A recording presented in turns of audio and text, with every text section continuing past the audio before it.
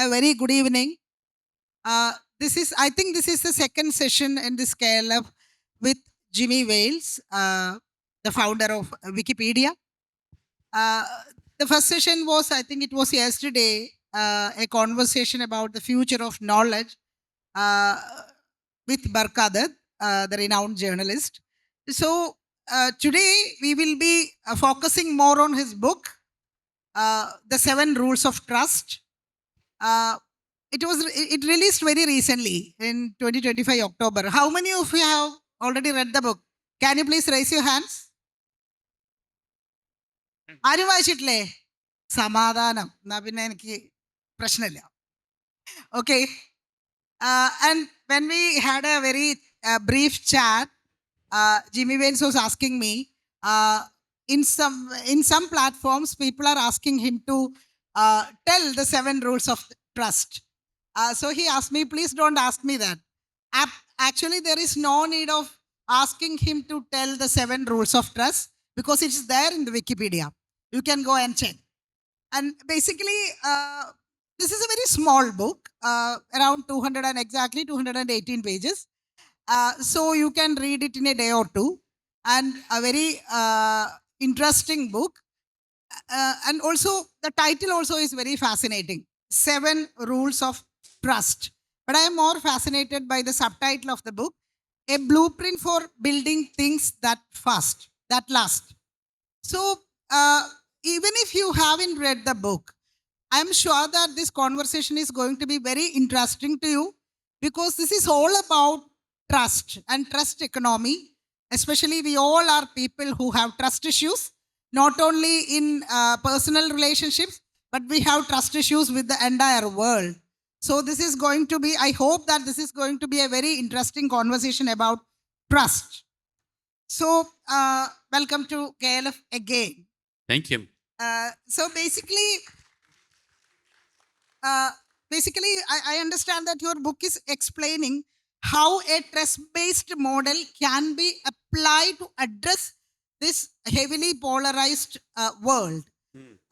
So, and also the very first chapter of the book explains how did you reach this idea of Wikipedia. And there is a very personal anecdote. You had a crisis, a very personal crisis, a health crisis for your daughter, and you had to take the risk of trusting a doctor who suggested a different or a new treatment method. So that's how then then you by the time you returned home with your daughter, this very idea of Wikipedia was born. So it's a very dramatic and interesting opening chapter. So can you tell us more about what is the connection? How this very personal crisis led to this idea, the whole idea of building a business model based on trust? So before Wikipedia had Newpedia, which was the same vision of a free encyclopedia written by volunteers, but I didn't really know how to build it or how to build a community to make it happen. So what we did was we knew that there would be issues of trust. And so we decided in order to be trustworthy, we need to be even more academic than a traditional encyclopedia. So there was a 7-stage review process to get anything published. And you had to submit your CV to prove that you were qualified to write on a particular topic. And I tried to write an article. I had just been in academia and I had worked in futures and options pricing, and Robert Merton had won the Nobel Prize in economics for his work in option pricing theory. And I thought, I know his work very well. I could write this. And I sat down to write, and it was like being back in grad school. It wasn't fun at all. I had to, they were going to take my draft and submit it to the most prestigious professors they could find to give me comments and feedback. It was scary and it wasn't fun.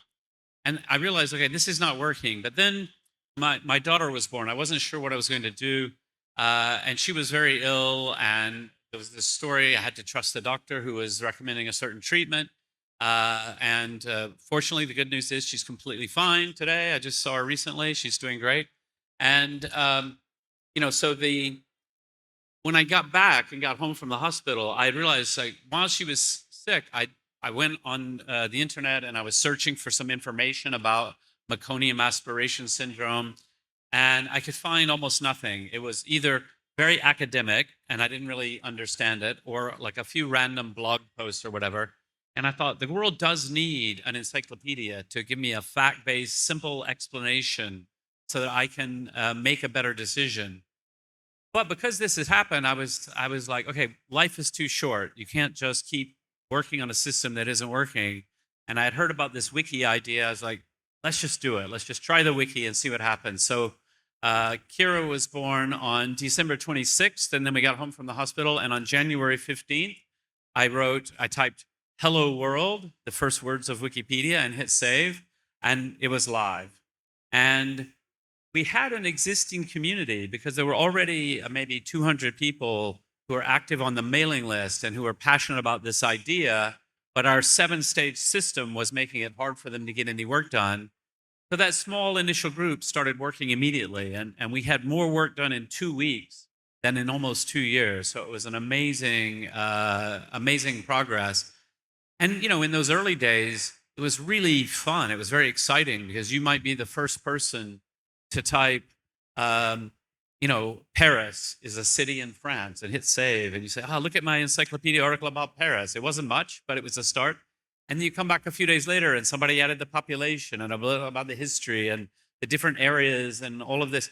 And so that community began to collaborate more and more very quickly because we always had the vision to be global, to be in as many languages as possible. And we launched more and more languages. And in fact, the Malayalam language Wikipedia started after, I think what did they tell me? November or September. Anyway, same year. So they are also about to start their 25th anniversary celebration, which is exciting. So all around the world, people were inspired by this idea of a free, neutral, high quality encyclopedia.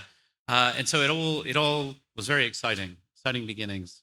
You in the book you argue that we are all naturally pro-social. Human beings are born to connect and collaborate, but at the same time you acknowledge the fact that social media has become very very antisocial and produces a lot of hate and polarization. Hmm. So uh, uh, uh, i- how to fix this issue, like how to address this issue of the social media creating polarization without fixing its basic business model. Yeah, so it's a huge problem. And so, so with Wikipedia, I mean, one of the core rules of Wikipedia is no personal attacks. So in the community, you shouldn't attack other people in the community. For social media like X, it thrives on personal attacks. It's the main thing it's about, is personally attacking celebrities or each other and so on. And of course, we're human beings, so you can say no personal attacks, but people get upset and angry. Of course, this is natural as human beings. But we also have a culture within the community that if you do get angry with someone, you should apologize. And you should, and this is like in normal real life. That's just the way we live, is to say, like, oh, of course, we don't always get along perfectly, but we should try. And we're trying to do something more important than whatever we might be fighting about today. But what's really key in social media, there's two issues, but they're very closely intertwined. So one issue is the algorithms are designed mainly to keep you on the site as long as possible, to keep you watching as much as possible, to keep you doing it. And it turns out that that involves showing you content that outrages you and makes you angry, and you engagement. You want to answer, you need to yell at that person, and they need to yell back at you, and so on and so forth. And I think ultimately people don't find it very satisfying. I mean, when you first start, you're all excited and you're arguing with people and all of that. But then you realize after a while, like, actually, this is crazy. Why are we doing this? What's the point of it? And the reason is that business model. And that business model is purely advertising driven, which means they want to see as many minutes on site as possible to show you as many ads as possible. They want to keep you there as long as possible. And it's unhealthy. And I don't think it's really helping the world. I mean, Twitter has always had this ambition to be something like the global town square where people can come together and discuss things, but it's a pretty terrible town square. You sort of go there and people are throwing things at each other. It's not very nice and not very useful. So Wikipedia, of course, is a charity. So we're a nonprofit organization. We don't have any advertising. We just exist from donations. So we're not funded by governments and we're not funded by a few billionaires. Yay! The average donation is like $10. This is really important to us because it preserves our intellectual independence. So no major donors can influence the content. We have to have a dialogue. We discuss things.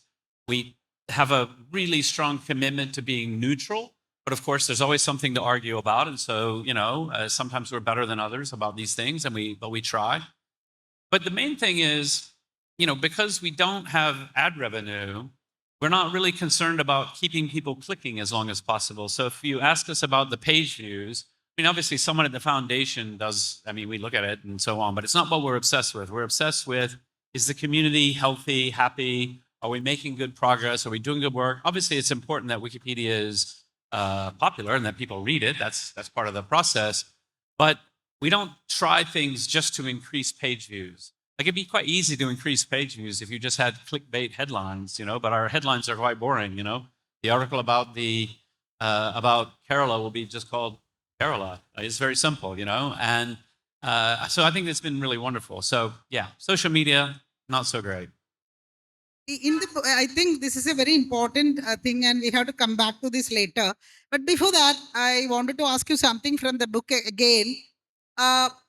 In the book, you have explained that in the initial years when people were asking you, what is Wikipedia? Then you used to say, it's an online encyclopedia. And you argue that it was a successful mental model.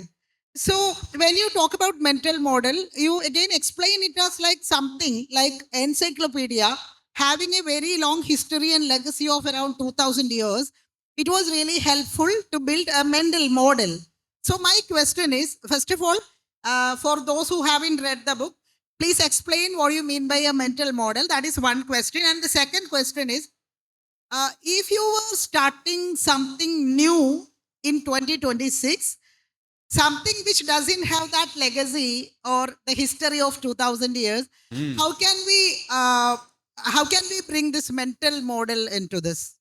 Yeah, that's a very interesting question. So the idea of a mental model. So if I say encyclopedia article about the Eiffel Tower, a lot of people know from the history of encyclopedias. So more or less what that should be. It should tell when it was built, where is it, there should be a picture, who was the architect, all the basic information, what was the initial reaction, how many people visit every year, all of these kinds of things. And so because we all understand what we're trying to do, it makes it easier to work together. And this is why we see, collaboration works very well with Wikipedia. But if you say, if you wanted to write a novel, a new creative work, you couldn't do this with 1,000 authors all at the same time because nobody knows where it's going. You don't know what the end's going to be. It'd be really hard to get anywhere. And in fact, the only collaborative fiction that I've really seen be successful beyond just maybe one or two authors working together would be fan fiction, because if you say, a new episode of Star Trek, well, everyone knows what the characters are like and what's likely to happen and all of that. So it's kind of formulaic. But generally, no, it's quite hard. So you have to have a mental model for collaboration to get things started. And that's made a huge difference for Wikipedia. Actually, one of the funny things somebody said to me recently, and I don't know if they were only joking or if it was true, but like a school teacher says to the students, they mention encyclopedia. Does everyone know what an encyclopedia is? And a couple of the kids are like, no, what encyclopedia? What's that? And they said, well, it's like Wikipedia, except it's on paper. So maybe the world has changed in 25 years. Instead of paper books, wow, that sounds inconvenient. Must be very heavy. No, yeah, it's so. When we think about creating something new, right? And so sometimes that's you do have a mental model or something that it can be. So you'll hear people describe things using a framework they already understand. I was just looking at a website for renting boats, on holiday or whatever. And one of the reviews reviewed it as, it's like Airbnb, but for boats. And that's because people know what Airbnb is, but they had that mental model. But obviously, if you're doing something completely brand new, it's one of the challenges. Like, how do you explain something? You know, I think, today let's go back to social media to say, for example, you can say, right, well, it's social media. It's similar to Facebook, except, and then you sort of say what's different about it. Maybe somebody should create something similar to Twitter, except it's not about yelling at each other, right? We try to be friendly or something like that. I don't know if that would succeed or not. But I think it is important when you're trying to get a lot of people going in the same direction. It's important that you can explain it in a way that everybody can go, okay, I see, I understand what this is. And it's a challenge for a lot of entrepreneurs doing things that are new. It's like, oh, I don't know how to even explain what we're doing. Then it's hard to get people to buy in and to cooperate. I think this is also connected to what do you call it, assuming good faith, AGF, that as you call in the book, assuming good faith is the pillar of Wikipedia. Yeah. That's what you argue. So my question is, but it can also be devilish, like it can also be a weakness which can be exploited by bad actors. Don't you think so? Yeah. So with Wikipedia, we have this old saying, assume good faith. And the idea is if you see somebody new coming into Wikipedia and they're doing something wrong, whether they're writing nonsense or they're not putting a source or whatever it might be, assume good faith. The right approach to them is to say, look, I think they're probably trying to do something helpful. They just don't know how. So we say, oh, hi, can I help you? Like, you seem like you're trying to do something useful and so on. Actually, one of the things I've always loved is if, and we're not always perfect with this, but if somebody comes in and makes a vandalistic edit, hopefully they get a notice on their talk page saying, thank you for your experiment, but yes, it is open for editing. And if you want to try, here's the scratch pad. You can go and play over there and learn how to do it. But please don't do that again to the article space. Like, we're trying to write an encyclopedia.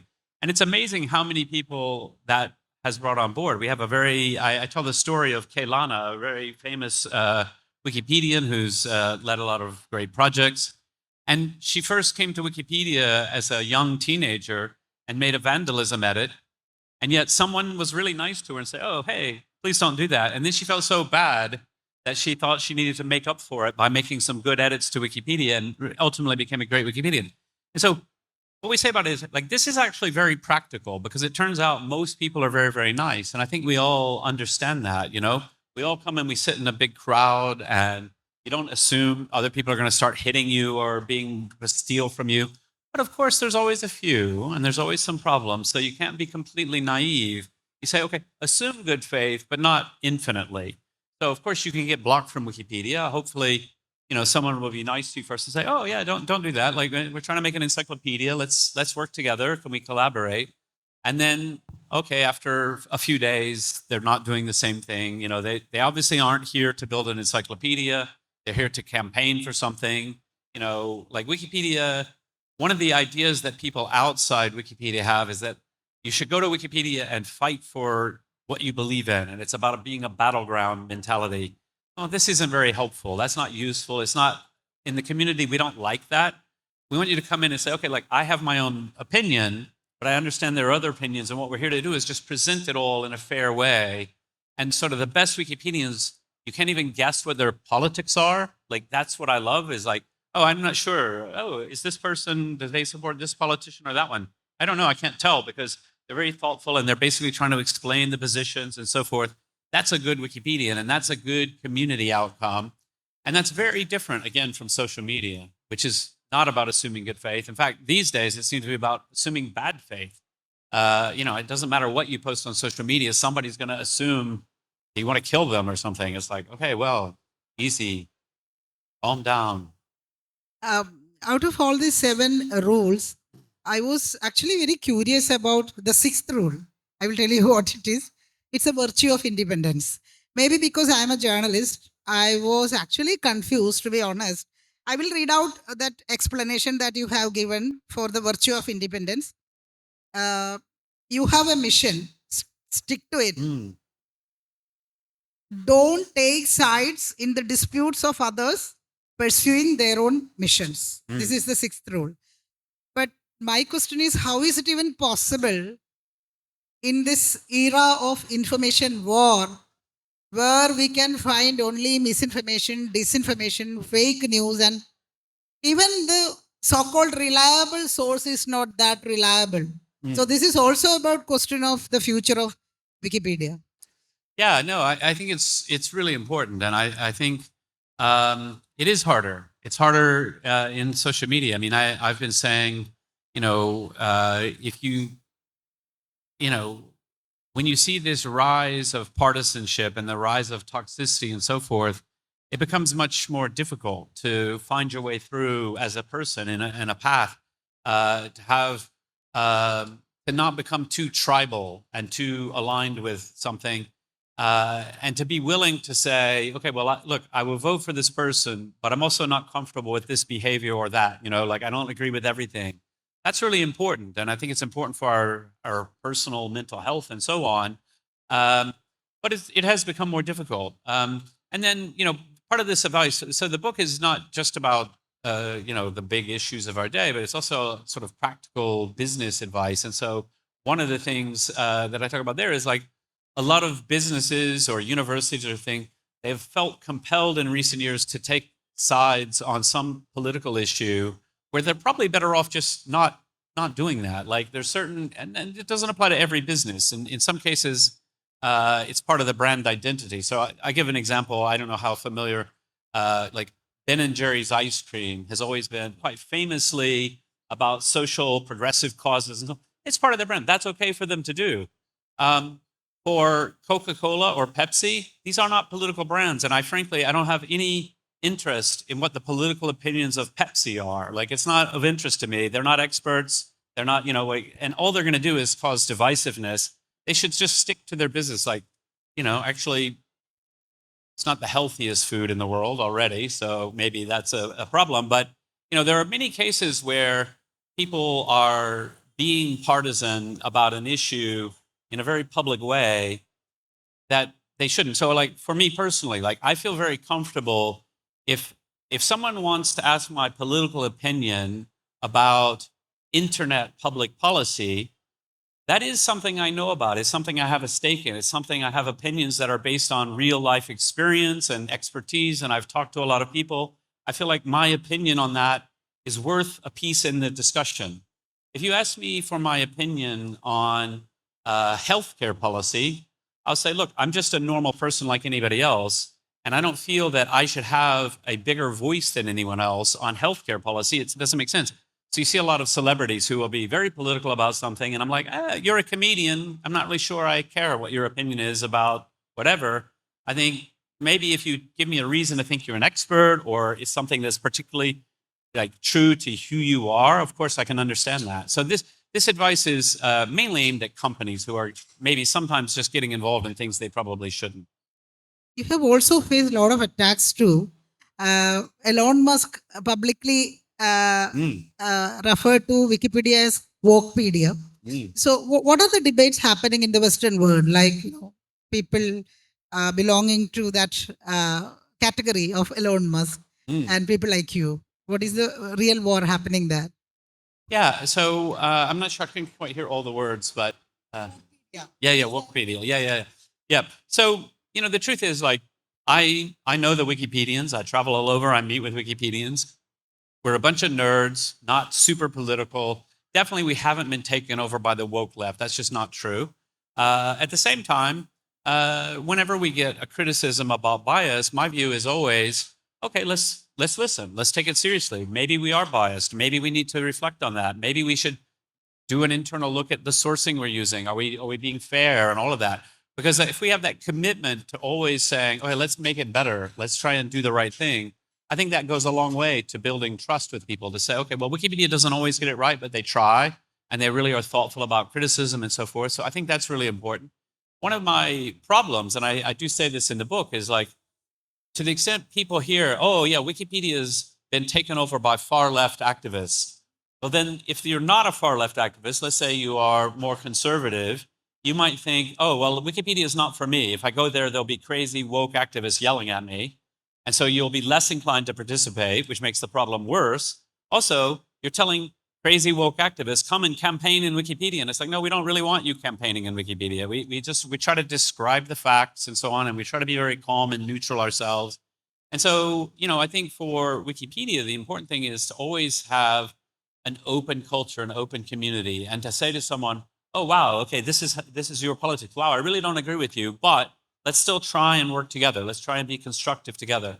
Turns out people are really good at that, much more than you would think from seeing social media. Most people are actually quite eager to say, actually, I would rather be dealing with somebody who is kind and thoughtful, but I disagree with, than to deal with somebody who's angry and aggressive, even if I agree with them, because they're not very interesting or fun, right? I actually want that dialogue. I want to chew on ideas with people. Thank you for reminding me. Yeah, so what is this very ideal thought of digital democracy? What's your idea of digital democracy? Can you explain that?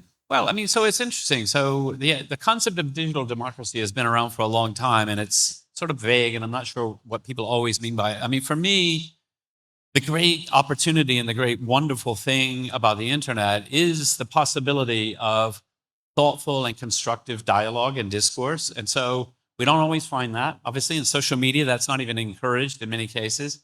And then, of course, there's also elements of delivering services in a more efficient way, like very boring operation of government, but very, very important that we do these kinds of things. But yeah, I mean, I think we've not yet fully realized the opportunity and the potential because of a lot of reasons. Uh, it's a fact that the viewership of Wikipedia has come down. Like, the viewership has come down.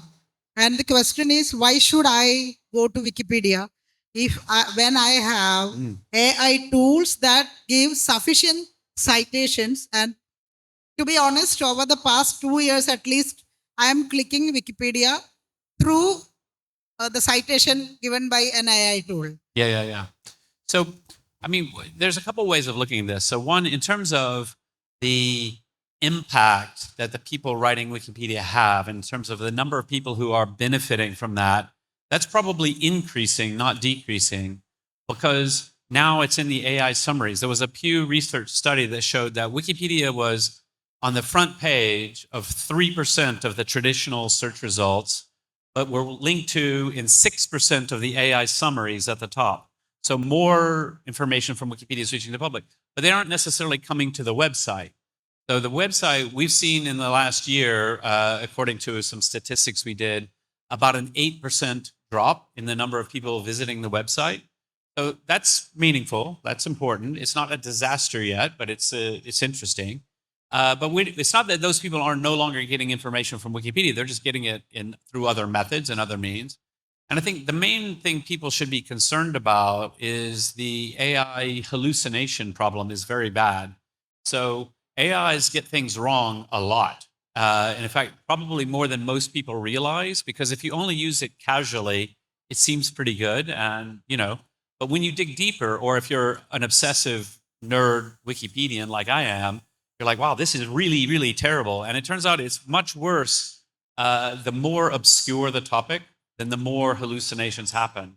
So if you say, to an AI, give me a biography of Taylor Swift, it's probably okay. It may have a few errors, but it's probably okay. But if you say, give me the biography of a minor politician somewhere, it's much more likely to get things really wrong. And that's not good. And of course, the importance of that human curated knowledge. I always say this, like the most powerful supercomputers in the world, the amount of processing power that is available there is still there's more in this room than every computer in the world. I say room, but obviously we're outside, but you know what I mean. And when we look at a Wikipedia entry and you see, oh, here's a discussion and 20 people are discussing and debating just this exact word, that's a huge amount of mental power that's going to try and make Wikipedia better. Whereas the AI, it just sort of spits out tokens very quickly, no concern if they're correct or not. And it's pretty good and it's fascinating. I mean, it's an amazing breakthrough in technology. There's really something. But at least right now, you can't trust it. And I think they've got a long way to go before they can put out a product that's actually trustworthy. It actually leads to another question. Who are the people who actually use AI and also Wikipedia? The data in the AI, like it is fed by the Western world, and it's I mean you can understand it with a very simple, plain experience. If you ask AI, says ChatGPT, to give the picture of a student, a school-going student, the picture given by AI will be the picture of a Western white boy. So that bias is there because the data is set by the Western world. So now the question is, uh, how do you understand this difference, this political difference in the use of AI? And also, please tell us more about who are the people using Wikipedia compared to the European or American world. What is your experience, Indian experience of Wikipedia? Yeah, no, I mean, this is really interesting. It brings me back to a thought from, I haven't thought of in years until just now, of many years ago. I was in Austria, German speaking country, and I was on a little panel like this. And one of the people there was a professor, and his criticism of Wikipedia, he's like, yeah, of course, there's German Wikipedia, but it's obviously it's just a translation from English, so it doesn't really count. I'm like, hold on a minute. No, it isn't. It's written by German people. And the same thing, Malayalam Wikipedia. If you say, oh, Western bias, I'm like, well, I don't know if it's Western bias or not, but I met the Malayalam, they're from here, they're local. And so local people are putting local knowledge into Wikipedia and do take quite a lot of care and effort for thinking about local culture and local knowledge and sharing that elsewhere and so on and so forth. And of course, we see across different language versions of Wikipedia different emphasis and so on. One thing I always find very interesting is if you go into English Wikipedia, which is largely written by US and UK and Europe, but also has a very large population of Indians. And if you go and you read about Bollywood movies, so if you're not reading like about the most famous ones that became globally big, but you know, a movie that was a hit in India and never went anywhere else, when you see about the box office results in English Wikipedia, it will talk about it will mention Lock and Crore, which of course Americans and British people have no idea what these numbers mean, and it always brings a smile to my face. And usually, it also in parentheses explains what that is, so that Westerners can understand the numbers as well. But that's the nature of Wikipedia. That of course those entries about smaller Bollywood films that never made it overseas will be written by people here, and they'll be, and that's fantastic. And of course, obviously working in their own languages and so on. So now you talk about the AI problem. So AI, of course, is trained predominantly on English, although they are training on as much as they can, as many places as they can, of course. But that's still, a huge amount of that is English topics, and then a much smaller percent in Spanish, and smaller. And this reflects in part a lot of older, much longer term issues. So, for example, there's been this issue. If you look at German language versus Arabic, so in German language, the number of books translated into German by humans translating books, the number I heard was once the number translated in 1 week into German is the same as what's translated in 1 year into Arabic. So in the Arabic language, there aren't as many books published, for reasons that have nothing to do with technology and the internet. It's sort of a historical thing and the growth of education and so on and so forth. But it's interesting. And so, I think, for many people around the world, there is this cultural bias problem, and I don't know the answer to it. I mean, I think that the AI companies are going to find it really necessary to focus on this if they want to grow beyond just the Western languages. But also, I also get excited about the opportunities. So when I say this about Locke and Crore in English Wikipedia, I love that many Westerners love Bollywood movies, and they will go and they'll read and they'll say, "Oh, I just came to read about this movie I enjoyed, and now I'm learning all this terminology and now I'm learning more about India, and this is wonderful. This is sharing knowledge. This is what the global opportunity is for everybody." I think recently, I think it was in the Jaipur Literature Festival. I read in an interview, you told that this chatbots have an inherent, like a disadvantage that they are actually built to please, not to inform. They are actually built to please Oh, people, yeah, not to inform. If Yeah. you ask ChatGPT whether this bottle of poison is edible, it may say it's edible. It will Yeah. never say that you will die. Yeah, You have to ask a separate question. yeah. So, For sure. and I think you also compared this to a packet of potato chips. Uh, Yeah. yeah. Yeah, no, exactly. Like, uh, I think there's a lot about social media, packet of crisps, uh, of course, I'm very careful. I'm middle aged, so I worry about my weight and things. I'm very careful. I don't buy potato chips at home because if they're in front of me, I'll eat them, even though they're not good for me. It's the same thing. I took Twitter off my phone because if it's in front of me, I'll go to it, even though I would rather not, even though it's better. And I think actually for all of us, we should probably use that same mental model. We were talking about mental models earlier of a lot of what you can find on the internet is like junk food. It may be tasty right now, but it's going to make you unhealthy in the long run. And instead, you should say, oh, what's nutritious? Long reads, serious journalism, Wikipedia articles. Even though I might sort of binge on a bit of TikTok sometimes, it's not how I should spend my life. We have 20 more minutes, and I think it's time to open the floor for questions. And we all have to be worried about what would happen if the knowledge production by human beings is taken over by AI. We all have to be worried about. So now the floor is open for questions. Yeah, okay. Lot of hands. Yeah. Thank you for the session. So I had a question regarding the current trend. Keep it closer. Yeah. Can you hear me now? Yeah. Yeah. Okay. So basically, I wanted to ask about the entire Wikipedia model. It tries to democratize information, but with AI, it is trying to capitalize on the information that Wikipedia tries to democratize.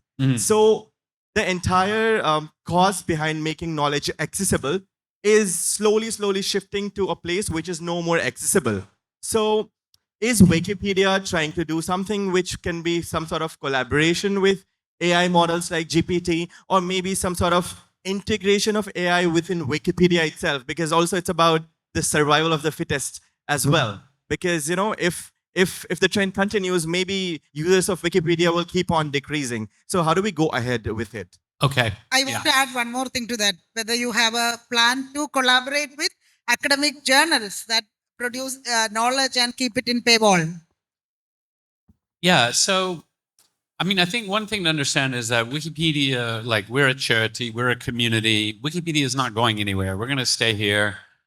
We write, yeah, yay.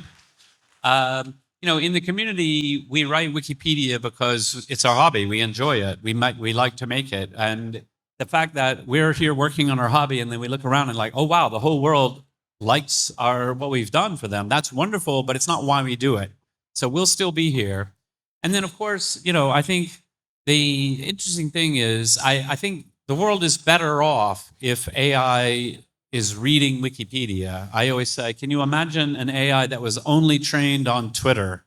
It would be a very stupid and angry AI. It would be a real problem. So we want AI to be smart and thoughtful and to take the best of human behavior and go forward. And then, so in terms of collaboration, already because Wikipedia is freely licensed and open source, it's perfectly fine to use it and train and all of that, and that's happening. We are encouraging them to work with us to not hammer our servers all the time, so we can deliver through an API a much more efficient for us experience for them, and we can do some filtering and things. That's useful. And then we do have a machine learning team at the foundation who are exploring different ways that we might be able to use AI mainly to support our community. So we don't believe that AI is nearly good enough for anything produced by AI to be presented to the reader of Wikipedia, because the risk of hallucination and errors and so on is just too high. But that doesn't mean that it's completely useless. And so I'm excited by the idea of like using AI models to make suggestions to the community or to find articles that need some work and to find sources and things like that. this summer I was we do an annual conference every year called Wikimania, and I was in Nairobi, and I spoke to a French Wikipedia volunteer who's been around forever, and she said, "Oh well, I don't have time to edit like I used to, but what I do is I find a dead link in Wikipedia, and I see what was the sentence that it was supporting, and then I go find a new source to add, to do this." But she said it takes a long time because she has to go to Google and search, and she reads like 5, 10 articles, and then she finds one, and then she fixes it. And I said, what if an AI could go, take the dead link and go and read all those and here's the 3 best suggestions. It doesn't have to be perfect. Even if it gets it wrong sometimes, if it's pretty good, it could. And she's like, wow, that would be great, because a lot of her time is spent doing things that don't require human judgment. And she would rather spend her time being a human and doing that human piece. So I think there's a lot of interesting possibilities like that, where we think about what can make us more productive and what could be some of the board. It's the same thing, like people have always run spell check bots on Wikipedia, where you just have a bot that goes through looking for common misspelled words and usually doesn't just make the edit to fix it, but tells a human to make the edit. And it's like that. It's sort of saying, oh, look, there's a dead link. Maybe you could use this source. And you could look, oh, yeah, okay, that's good. Thank you. Hi. I just wondered, I know you're addressing this issue of AI. Where do you see, and you have made a real effort to democratize and make sure that the information in Wikipedia is balanced. What kind of dangers do you see going ahead with a source of information like ChatGPT or something being taken over and recreating a narrative, creating a narrative? Because that is something that now he who controls the history controls the, can control the future. Well, so, I mean, I think this is like one of the things I personally very strongly believe is that the value of traditional journalism is higher than ever. Like, we need journalists, we need fact checking, we need actual human witness to history, and that remains incredibly important. And of course, one of the dangers of AI. So, for example, with Elon Musk's Grokpedia, well, Elon says it will be more neutral than Wikipedia, but it seems to agree quite a lot with Elon Musk's personal opinions, which isn't my definition of neutrality at all.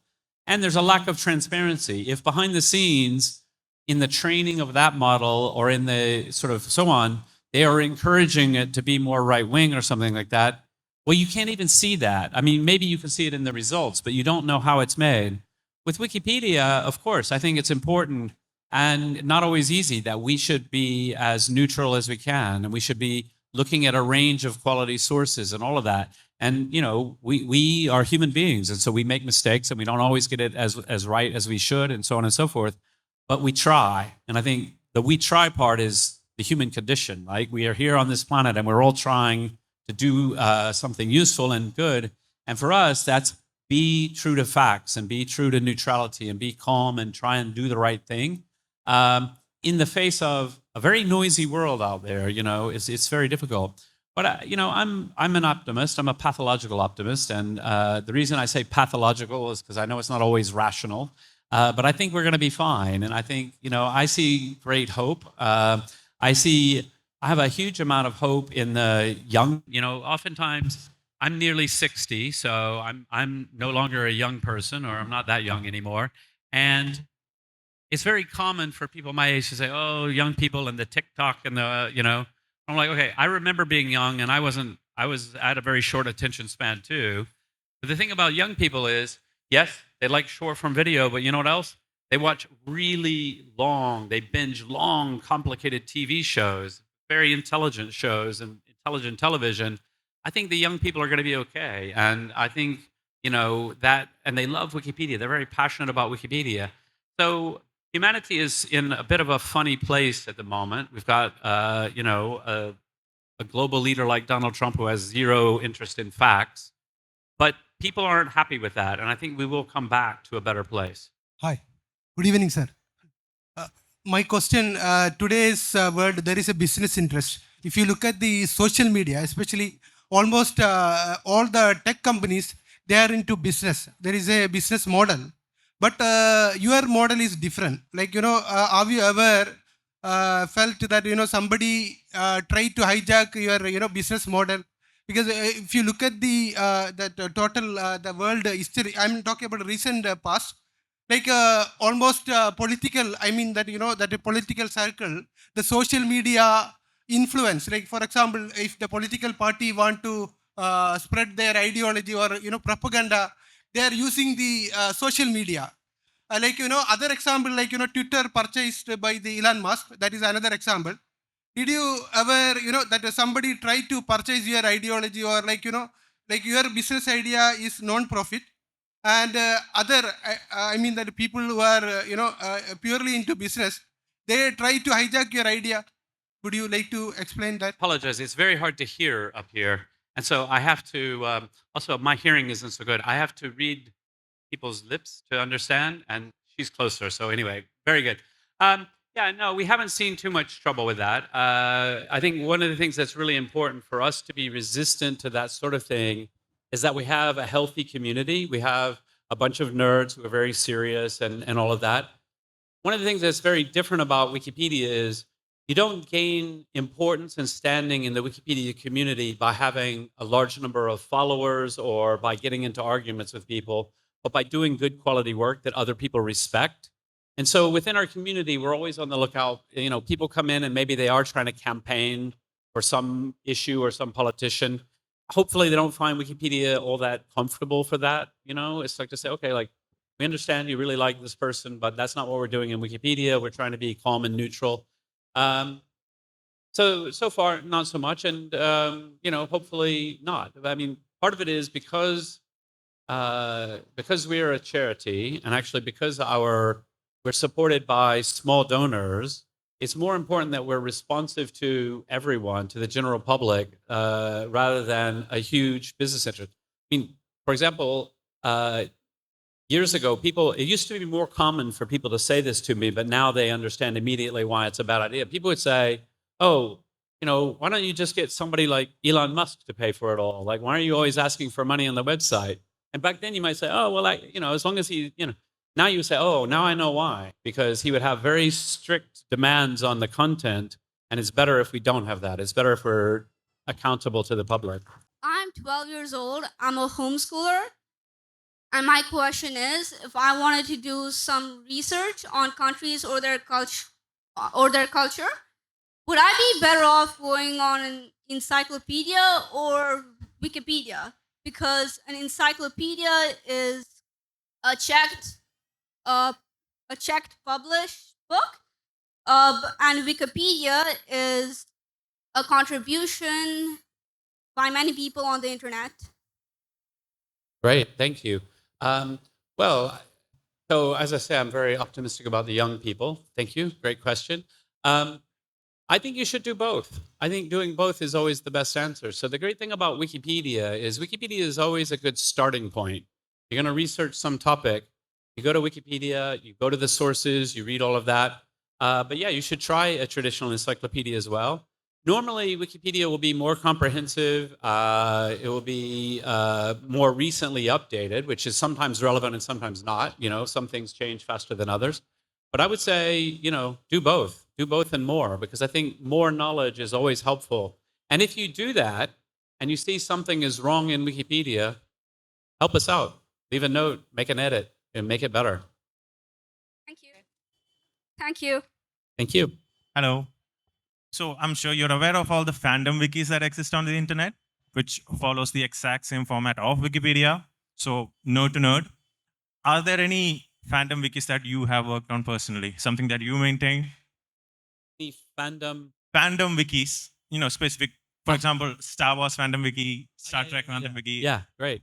Yeah, so he's talking about Fandom. So Fandom is my for-profit company. It's very similar software to Wikipedia, but it's really about TV shows and games, and and it's more community generated content. He's asking, are there any? Yeah, basically every time I watch a really complicated TV show, I end up on Fandom. Particularly because I normally, okay, well, this is just very personal, but My wife doesn't like certain types of TV shows that I like, and we watch a lot of TV together. So when I'm traveling, then I watch different TV shows. So, for example, Game of Thrones, my wife couldn't stand it. She hated it, and I liked it. So I started watching Game of Thrones, but then I couldn't watch for a long time because of the pandemic, and I didn't watch at home.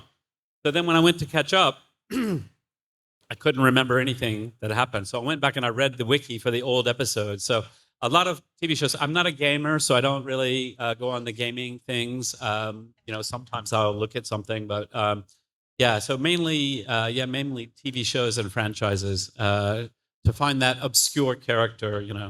Yeah. I just had a session about AI's influence in foreign affairs, formulation of foreign policies. Another session. So I just wanted to know, can AI predict Donald Trump's future policies? Donald Trump is a very difficult person. So in terms of his impact on Wikipedia, it's very small. We don't really care what he thinks and so forth. I think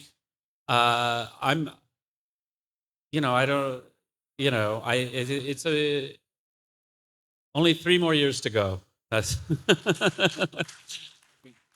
and it's actually for me personally, it's not so much about his policies, which many of his policies I disagree with. Some I agree with. It's the randomness and the craziness and the lack of reliability that I find very upsetting and concerning. Things like,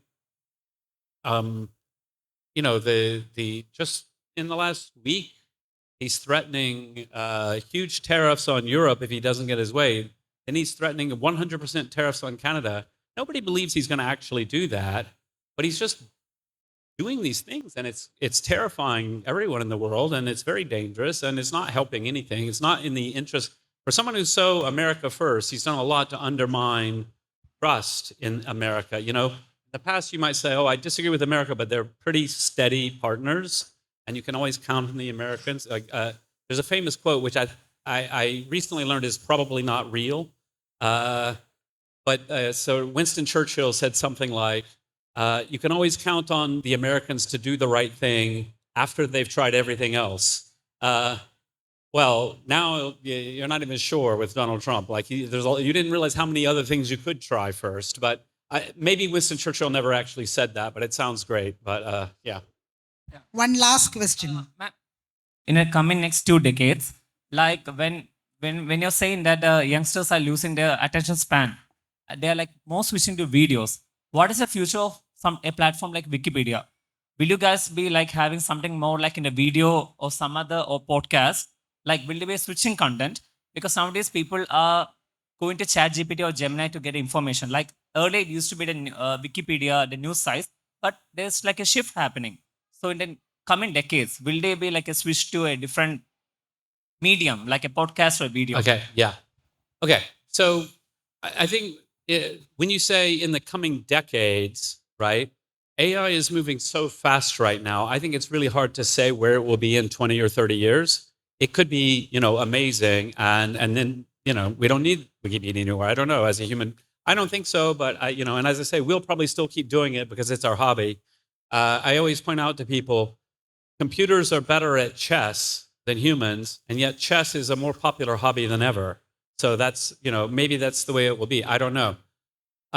In terms of how Wikipedia might change, I don't think we're not going to become video. It's possible that the foundation might have a podcast or something separate, but Wikipedia will be Wikipedia. It will be the same. And then where I see the biggest opportunity in the short run, and this is just me speaking personally, not a statement of the Wikimedia Foundation who actually do these things, but I see a real opportunity to improve our search on the site. Because right now, if you go to the Wikipedia search box and you ask a question, our search, it knows nothing. It's just keywords, and maybe if you're lucky, you'll get the right article. My example is, suppose you type, why do birds fly south for winter? Okay, if you do that right now, you're going to find an article about birds and winter. That's it. But the answer's in Wikipedia somewhere. I wouldn't trust an AI, even if you really yell at it, only answer from facts from Wikipedia. It can't do that. But if you literally program it, it cannot answer the question directly, but it can only quote from Wikipedia, and it can only give you a link. And maybe it would be really easy to make that search to say, your question is, why do birds fly south for winter? Here's a paragraph that we think answers the question, and here's the link, and here's the broad article. Here's another paragraph that might be relevant. I think that could be quite useful, and I think that would be a good thing. But I'm more excited about using AI, as I talked about earlier, to help the community be more efficient in some small ways. I think that's exciting. I'm sorry that we had to wind up this session because it's almost 5 o'clock. One thing which I know that there are a lot of questions remaining. I confined the questions to his book, 7 Rules of Trust, and I left out many questions like his early childhood or early education, the political controversies. You can find everything on Wikipedia. This is the final concluding session of KLF 2026. And the question is, the moral of the story is, the more we intervene, the more non-partisan and democratic AI will be. നമ്മൾ ഇടപെട്ടില്ലെങ്കിൽ AI എന്ന് പറയുന്നത് ഒരു കാറിനകത്തെ AC പോലെ ആയിരിക്കും. അത് produce ചെയ്യുന്ന information തന്നെ അത് നമുക്ക് തിരിച്ചു തരും. So Wikipedia is always relevant. The participatory democratic platforms like Wikipedia where original information is produced is always relevant. There must be mistakes, there are biases, everything, but there is lot of scope to intervene. So this is a final session of KLF. So can you wind up this session with couple of words and note of hope, probably? It's a very exciting time. It's our 25th birthday, so that's very exciting. And one of the things somebody asked me a few days ago, they said, birthday party, what should we give Wikipedia for a gift? And I said, the most important gift you can give Wikipedia, particularly if you're the sort of person who comes to a book festival, is make an edit. Make one small edit to Wikipedia for the first time. And that will be a wonderful gift, not just to Wikipedia, but to everyone around you. Thank you, sir. It was a wonderful experience. And thank you, KLF.